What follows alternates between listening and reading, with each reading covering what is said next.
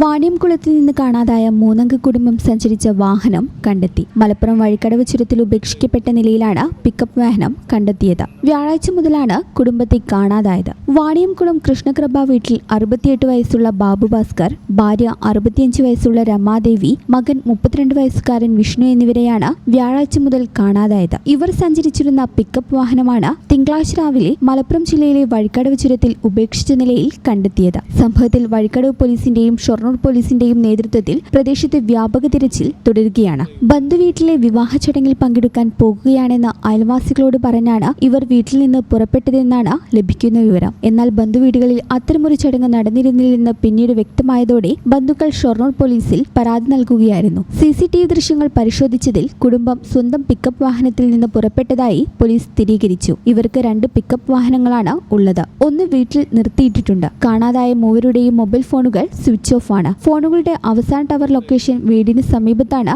ലഭിച്ചത്. കുടുംബത്തിന് സാമ്പത്തിക ബാധ്യതകൾ ഉണ്ടായിരുന്നതായുള്ള സ്ഥിരീകരിക്കാത്ത വിവരങ്ങളും പുറത്തുവരുന്നുണ്ട്. സാമ്പത്തിക പ്രതിസന്ധിയെ തുടർന്ന് സ്വമേധയാ മാറി നിൽക്കുകയാണോ അല്ലെങ്കിൽ മറ്റേതെങ്കിലും സാഹചര്യമാണോ ഉണ്ടായതെന്നുൾപ്പെടെ എല്ലാ സാധ്യതകളും പരിശോധിച്ചു വരികയാണ്. ഈ ചാനൽ ന്യൂസ് വഴിക്കടവ്.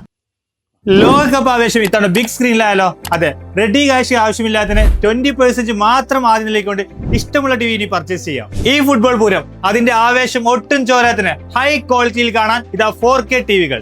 അപ്പൊ ഇനി അതിന്റെ ബാക്കി തുകയോർത്ത് ടെൻഷൻ അടിക്കേണ്ട. ബേയ്മെന്റ് നിങ്ങൾക്ക് നൽകുന്നു പലിശരഹിത മാസത്തവണയിൽ. അപ്പോൾ നിങ്ങളുടെ TV അപ്ഡേറ്റ് ചെയ്യാൻ വിളിക്കൂ ബേയ്മെന്റിലേക്ക്.